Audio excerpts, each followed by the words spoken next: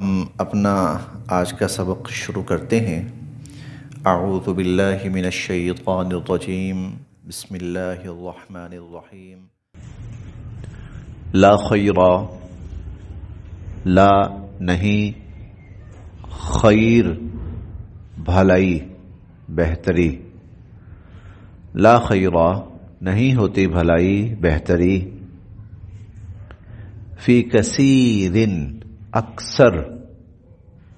اکثر من نجواہم، نجوا سرگوشی خفیہ مشورے، من نجواہم ان کے خفیہ مشوروں میں، لا خیر فی کثیر من نجواہم ان کے خفیہ مشوروں میں اکثر خیر نہیں ہوتی، الا سوائے من جو امرا تلقین کرے، بصدقۃ کسی صدقہ کی، او یا معروف کسی بھلائی کے کام کی، او یا اصلاح صلح کروانے کی، بین الناس لوگوں کے درمیان، او اصلاح بین الناس یا لوگوں کے درمیان صلح کروانے کی، یعنی اگر مشورہ ان کاموں کے لیے ہو اس میں تو خیر ہی خیر ہے۔ اگر مشورہ کسی جگہ پر کسی غریب کی مدد کا ہو، کسی بھلائی کے کام کا ہو، یا لوگوں کے درمیان کہیں صلح کروانے کے لیے ہو، تو یقیناً کہ ایسا مشورہ تو خیر ہی خیر ہے۔ باقی اللہ تعالیٰ فرماتے ہیں جن کا خاص طور پر پیچھے ذکر چلا ہے، خاص طور پر، ورنہ عموماً ان لوگوں کے مشوروں میں خیر کوئی نہیں ہوتی۔ آپس میں جو مشورے کرتے ہیں نا، خفیہ مشورے کرتے ہیں، ان میں خیر نہیں ہوتی۔ کن مشوروں میں خیر ہوتی ہے؟ جو صدقہ کرنے کا ہو، جو کسی بھلائی کے کام کا ہو، یا لوگوں کے درمیان صلح کروانے کے لیے ہو۔ ومن اور جو یفعل کرے گا، ذالک ایسا، ومن یفعل ذالک اور جو ایسا کرے گا، یعنی اس طرح کا مشورہ کرے گا، خیر کا مشورہ کرے گا، ابتغاء حاصل کرنے کے لیے، مرضات خوشی خوشنودی رضامندی، اللہ ابتغاء مرضات اللہ کی رضا حاصل کرنے کے لیے، اللہ کی خوشنودی حاصل کرنے کے لیے جو ایسا کرے گا، فسوف تو عن قریب، نؤتیہ ہم اس کو دیں گے، اجرا عظیما بہت بڑا اجر، فسوف نؤتیہ اجرا عظیما تو ہم اسے بہت بڑا اجر دیں گے۔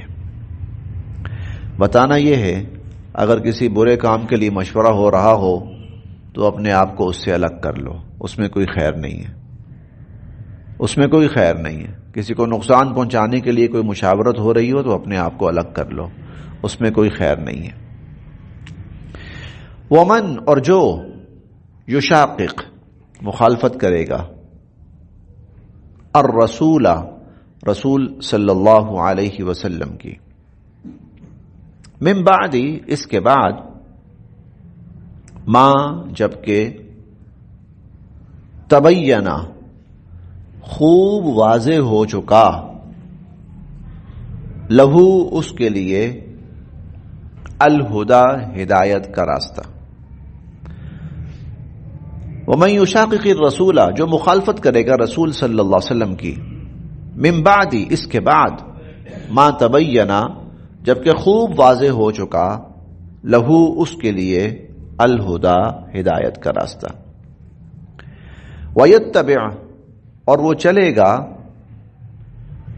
غیر علاوہ، الگ، چھوڑ کر، سبیل راستہ، المؤمنین ایمان والوں کا، وَيَتَّبِعْ غَيْرَ سَبِيلِ الْمُؤْمِنِينَ، اور ایمان والوں کے راستے کو چھوڑ کر کسی اور راستے پہ چلے گا، ایمان والوں کی راہ کی مخالف سمت میں چلے گا، نُوَلِّهِ، تو ہم پھیر دیں گے اس کو، مَا تَوَلَّى، جہاں وہ جاتا ہے، جہاں وہ جاتا ہے، جہاں وہ پھرتا ہے، ہم اس کو پھیر دیں گے، ہم اس کو جانے دیں گے، وَنُصْلِهِ، اور ہم اس کو داخل کریں گے، جہنم میں، وَسَاءَتْ، اور بہت ہی برا ہے وہ، مصیرا، ٹھکانہ، وَسَاءَتْ مصیرا، اور وہ بہت ہی برا ٹھکانہ ہے۔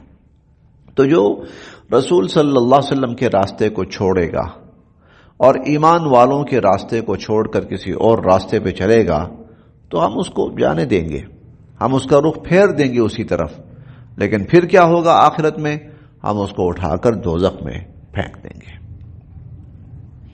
امام شافعی رحمہ اللہ فرماتے ہیں، بہت ہی بڑے صاحب علم، بہت ہی بڑے صاحب علم، فقہ کے 4 بڑے ائمہ میں سے ایک امام شافعی رحمہ اللہ، وہ کہتے ہیں کہ اس آیت سے اجماع کی حجیت ثابت ہو رہی ہے، اجماع کی حجیت ثابت ہو رہی ہے۔ اجماع کیا ہوتا ہے؟ جب بھی کوئی معاملہ پیش آتا ہے تو اس معاملے کو دیکھا جاتا ہے کہ قرآن کریم میں اس کے لیے کیا ہدایت موجود ہے، قرآن کریم میں کیا ہدایت موجود۔ اگر قرآن کریم میں اس کے لیے ہدایت موجود ہوتے ٹھیک ہے،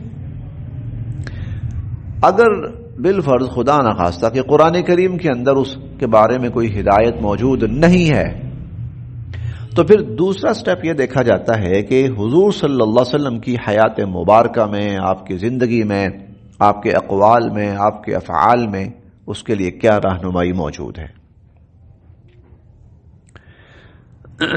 اگر حضور علیہ الصلوۃ والسلام کے اقوال میں، افعال میں، آپ کی حیات مبارکہ میں، آپ کی سیرت طیبہ میں رہنمائی مل جاتی ہے اس بارے میں تو ٹھیک ہے، بندہ اس پہ عمل کرے گا۔ قرآن کریم کے اندر بھی نہیں ملا، حدیث مبارکہ میں بھی نہیں ملا، تو پھر تیسری جو چیز ہے اسے کہا جاتا ہے اجماع یا اجماع امت۔ اجماع کیا ہوتا ہے کہ بھئی دیکھو کہ اس قسم کی جب صورتحال پیش آئی تھی تو اہل علم کس بات پر متفق ہوئے تھے، اہل علم کس بات پر متفق ہوئے تھے۔ اگر اہل علم کسی بات پر متفق ہوئے اسے اجماع کہا جاتا ہے۔ کوئی ایسی چیز پیش آ جاتی ہے قرآن کریم میں اس کے لیے اس کا تذکرہ نہیں ہے، احادیث مبارکہ میں اس کا تذکرہ نہیں ہے، تو اب کیا کریں گے؟ اب وقت کے اہل علم حضرات اکٹھے ہوں گے اور اکٹھے ہو کر اس پر مشاورت کریں گے، اور اس مشاورت کے نتیجے میں جو چیز طے پا جائے گی اس کو اجماع کہا جاتا ہے، اسے اجماع کہا جاتا ہے۔ چنانچہ صحابہ کرام کے زمانے میں بہت سی ایسی چیزیں پیش آئیں کہ بھائی قرآن کریم میں اس کے لیے کوئی ہدایت موجود نہیں ہے، حضور صلی اللہ علیہ وسلم کی حیات مبارکہ سے بھی اس کے لیے کوئی ہدایت موجود نہیں ہے، تو کیا کریں؟ چنانچہ پھر صحابہ کرام اکٹھے ہوئے اور اکٹھے ہو کر انہوں نے کسی ایک بات پر اتفاق کر لیا، جس بات پر ان سب نے اتفاق کر لیا وہ اجماع کہلایا۔ صحابہ کرام کے بعد بھی ایسی بہت سی مثالیں پیش آئیں ان کے زمانے کے بعد کہ کوئی نئی صورت پیش آ رہی ہے، کوئی نئی چیز پیش آ رہی ہے، تو پھر اہل علم کیا کرتے تھے؟ وہ مختلف اہل علم دنیا کے اکٹھے ہوتے تھے، اکٹھے ہو کر ان کے درمیان اس پر گفتگو ہوتی تھی، بحث ہوتی تھی، اور گفتگو اور بحث کے بعد وہ کسی نہ کسی نتیجے پر پہنچ جاتے تھے، اکٹھے ہو جاتے تھے کہ اس کا یہ حل ہے، اسے کہا جاتا ہے اجماع، اسے اجماع کہا جاتا ہے۔ اب دیکھیں مثال کے طور پر حضرت یہ جو جمعے کے وقت نا 2 اذانیں ہوتی ہیں جمعے کے دن، جس کو ہم ایک کہتے ہیں پہلی اذان ہے اور ایک کہتے ہیں ہم دوسری اذان ہے۔ جو دوسری اذان ہے نا وہ تو ثابت ہے حضور صلی اللہ علیہ وسلم سے، قرآن کریم سے ثابت ہے 28ویں پارے میں کہ اے ایمان والو جب تمہیں جمعے والے دن جمعے کی نماز کے لیے بلایا جائے تو وہ اذان ہے، اور حضور صلی اللہ علیہ وسلم کے زمانے میں یہ اذان ہوتی تھی۔ جو دوسری اذان ہے وہ جو عربی کے خطبے سے پہلے، لیکن جو پہلی اذان ہے وہ حضور علیہ الصلوۃ والسلام کے زمانے میں نہیں تھی، یہ حضور علیہ الصلوۃ والسلام کے زمانے میں نہیں تھی، یہ حضرت عثمان رضی اللہ تعالی عنہ کے زمانے میں اس کی ضرورت پیش آئی۔ حضرت عثمان رضی اللہ تعالی عنہ نے صحابہ کرام کو جمع کیا، اور جمع کر کے مشورہ اس بات پہ ہوا کہ حضور علیہ الصلوۃ والسلام کے زمانے میں جو خطبہ ہوتا تھا وہ عربی زبان میں تھا، اب اسلام پھیل چکا ہے باہر، اب بہت سے ممالک کے اندر اسلام پھیل چکا، اب اگر اس کو ہم خطبے کو جوں کا توں رکھیں تو ان لوگوں کی زبان عربی نہیں، ان کو سمجھ نہیں آئے گا، تو کیا کیا جائے؟ تو صحابہ کرام نے اس پر جو ان کی مشاورت ہوئی تو مشورہ پھر یہ طے پایا کہ وہ جو سلسلہ تھا وہ جوں کا توں برقرار رکھا جائے، اس کو نہ ہلایا جائے، اس کو ختم نہ کیا جائے، البتہ اس سے پہلے اذان دی جائے تاکہ لوگ جمع ہو جائیں تو پھر جو علاقائی خطیب ہے وہ اپنی زبان کے اندر لوگوں کو کچھ ہدایت اور نصیحت اور بیان کر دے، تاکہ جو اصل جمعے کا مقصد ہے لوگوں کا جمع ہونا، ان تک اللہ کے دین کا پہنچنا، ان تک کوئی ہدایت کی بات پہنچنا، ان تک پیغام پہنچ جائے۔ چنانچہ صحابہ کرام رضوان اللہ علیہم اجمعین کے اجماع سے، ان کی متفقہ مشاورت سے پھر وہ پہلی اذان جو ہے وہ متعین ہوئی، اذان اور اس کے بعد پھر جو بیان ہے وہ متعین ہوا۔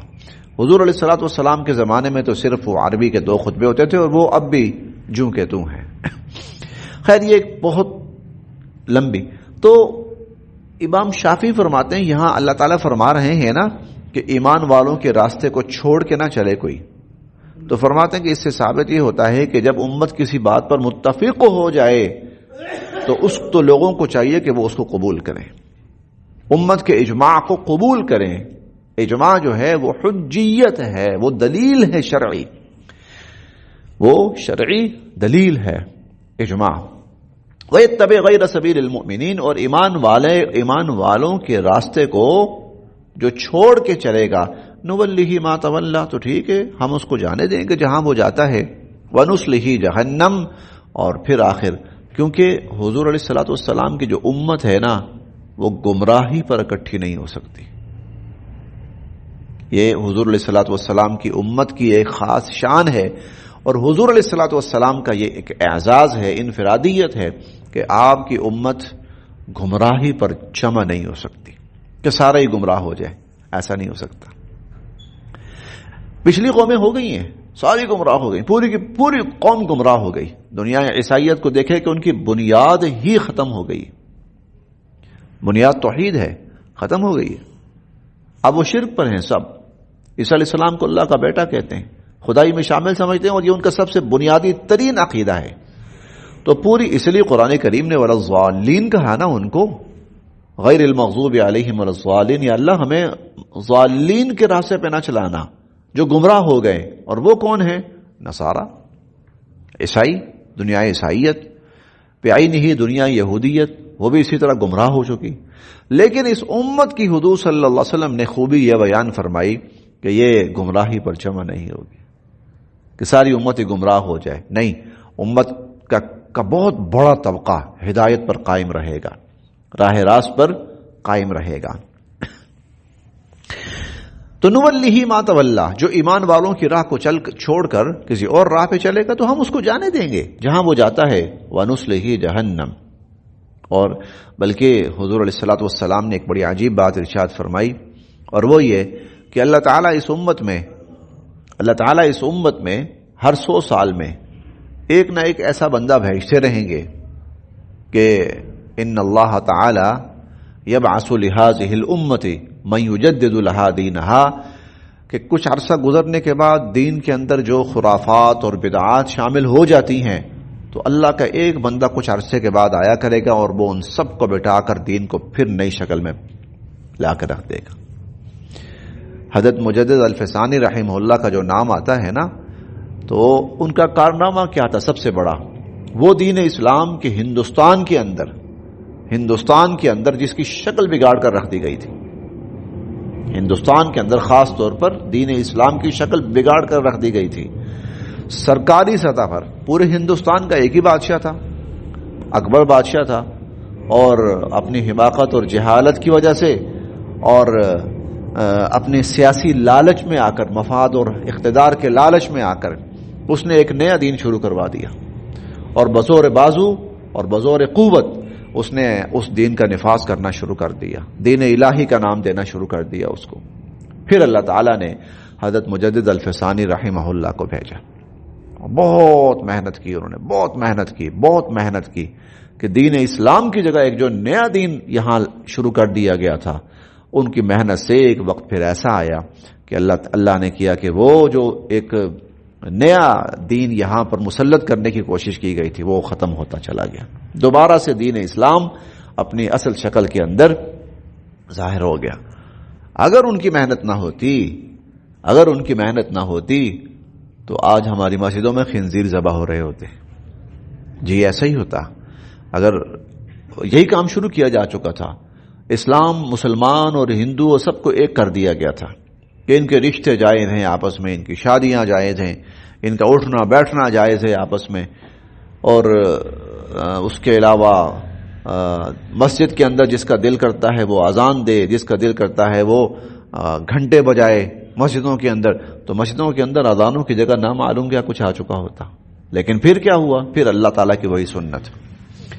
اس سے بہت پہلے یہ غالباً 3 صدی کا واقعہ ہے، ایک بہت بڑا فتنہ اٹھا سرکاری سطح پر، اور یہ فتنہ تو پوری امت مسلمہ کے لیے تھا کہ قرآن کو مخلوق قرار دے دیا گیا تھا. قرآن کو مخلوق قرار دے دیا گیا تھا. خلق قرآن، خلیفہ معتصم باللہ وہ اس کا قائل ہو چکا تھا، بلکہ ہارون الرشید کے بیٹے وہ اس غلط نظریے کو قبول کر چکے تھے. قرآن مخلوق ہے. مخلوق کا مطلب کیا ہے؟ مخلوق کا مطلب یہ ہے کہ فانی ہے. فانی کا مطلب کیا ہے؟ کبھی بھی ختم. جبکہ قرآن مخلوق نہیں ہے. کائنات میں واحد چیز اللہ کی ذات کے بعد جو مخلوق نہیں ہے، یہ اللہ کا کلام ہے. قرآن مخلوق نہیں. مخلوق ہونے کا مطلب کیا ہے؟ فانی، کبھی بھی ختم ہو جائے. کبھی بھی کوئی بھی آ کر کہہ سکتا تھا جی قرآن کا وقت گزر گیا، مخلوق تھی، ختم ہو گئی بس. پھر حضرت امام احمد بن حنبل رحمہ اللہ اٹھے، وہ اس کے خلاف بہت ظلم برداشت کرنا پڑا، کیونکہ انہوں نے جو ریاستی ایک رٹ تھی اور ریاستی ایک جو مذہب تھا اس کو چیلنج کیا. انہوں نے بہت مار پڑی، ان کو بہت مار پڑی، اور لیکن وہ اپنے اس بات پر قائم رہے. پھر ان کے ساتھ کچھ اور اہل علم اکٹھے ہونا شروع ہوئے. بالآخر ان کی برکت سے اللہ رب العزت نے اس فتنے کا بھی خاتمہ کر دیا، ورنہ آج ہمارے پاس قرآن نہ ہوتا. تو اللہ تعالیٰ ہر صدی میں ایک ایسی اتنی بڑی شخصیت بھیجتے ہیں کہ دین اسلام کے اوپر جو مشکل وقت آئے ہوتے ہیں، یا اس کے اندر لوگوں نے اپنی طرف سے جو خرافات اور بدعات شروع ڈال دی ہوتی ہیں، اور تو وہ آ کر اس دین کو بالکل ان چیزوں کو ختم کر کے دین کو پاک صاف کر کے انسانیت کے لیے چھوڑ کے جاتا ہے. تو یہ بھی اللہ تعالیٰ کا اس امت کے لیے بہت بڑا انعام ہے. وَيَتَّبِعْ غَيْرَ سَبِيلِ الْمُؤْمِنِينَ، اور جو ایمان والوں کی راہ کو چھوڑ کر کسی اور راہ پہ چلے گا، نُوَلِّهِ مَا تَوَلَّى، جدھر جاتا ہے ہم اس کو جانے دیں گے، وَنُصْلِهِ جہنم، اور ہم اس کو جہنم میں داخل کریں گے، وَسَاءَتْ مَصِيرًا، اور جہنم بہت برا ٹھکانہ ہے. ان اللہ، بے شک اللہ تعالی، لا یغفر، نہیں بخشیں گے. ان اللہ لا یغفر، بے شک اللہ تعالی نہیں بخشیں گے، ان یشرک، کہ شرک کیا جائے، بھی اللہ کی ذات کے ساتھ، اللہ کی ذات کے ساتھ شرک کیا جائے، اللہ اس کو نہیں بخشیں گے. وَيَغْفِرُ، اور بخش دیں گے، ما دون ذالک، اس کے علاوہ، لمن یشاء، جسے چاہیں گے. اس کے علاوہ اللہ تعالیٰ جس کو چاہیں گے بخش دیں گے. وَمَن یشرک، اور جو شرک کرتا ہے، باللہ، اللہ کے ساتھ، اور جو اللہ کے ساتھ شرک کرتا ہے، فقد، تو یقیناً، ضل، بھٹک گیا وہ، ضلالا بعیدا، اور بہت دور کی گمراہی کا شکار ہو گیا، وہ بھٹک کر بہت دور کی گمراہی میں جا پڑا۔ ان یدعونا، نہیں پکارتے یہ لوگ، ان یدعونا، نہیں پکارتے یہ لوگ، من دونہ، اللہ کو چھوڑ کر، الا، مگر، اناسا، عورتوں کو، اناسا مؤنث، عورت، ان یدعون من دونہ الا اناسا، اللہ کو چھوڑ کر پوجتے بھی کس کو ہیں؟ عورتوں کو۔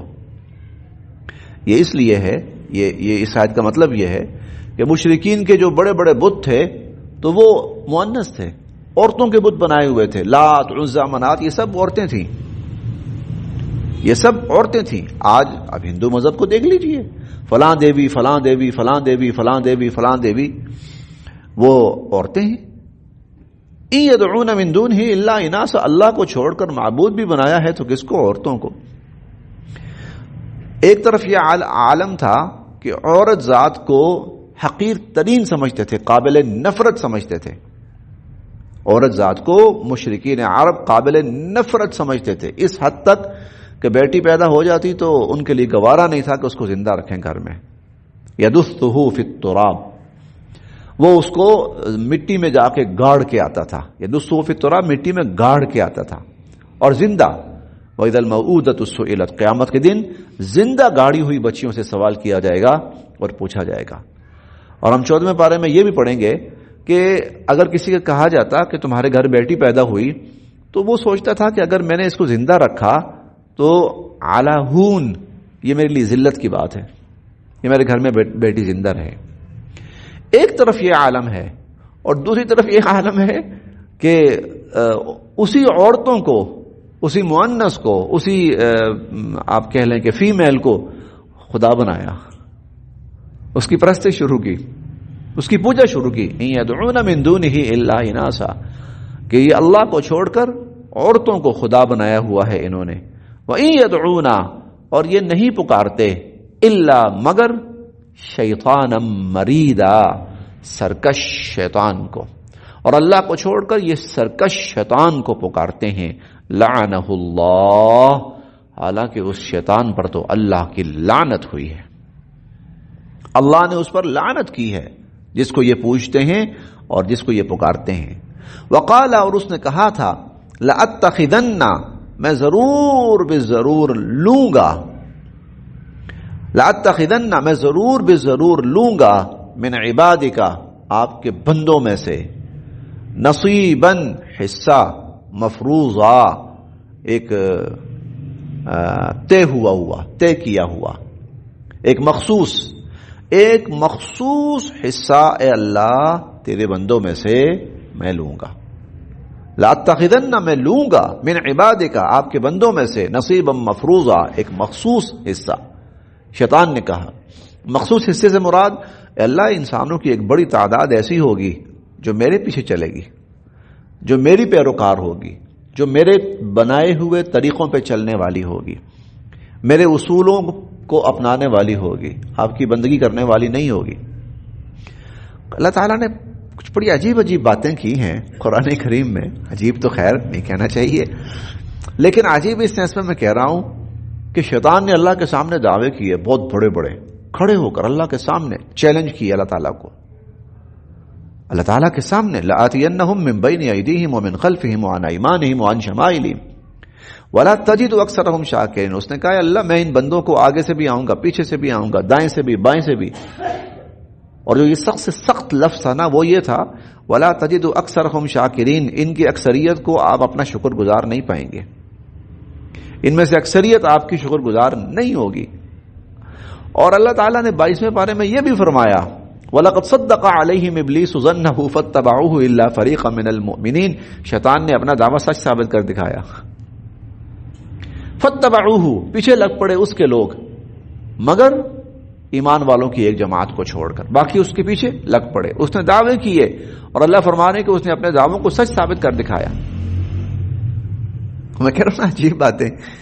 تو اس نے کہا تھا اللہ ایک حصہ میں لوں گا, ایک حصہ میں لوں گا. تو اللہ نے یہ بھی فرمایا تھا کہ ٹھیک ہے, اجلب علیہم بخیلک ورجلک وشارکہم فی الاموال والاولاد, ٹھیک ہے تو کر چڑھائی انسانوں پر, تو شریک ہو جا ان کے مالوں میں, ان کی اولادوں میں, اور لگا ان کو لارے.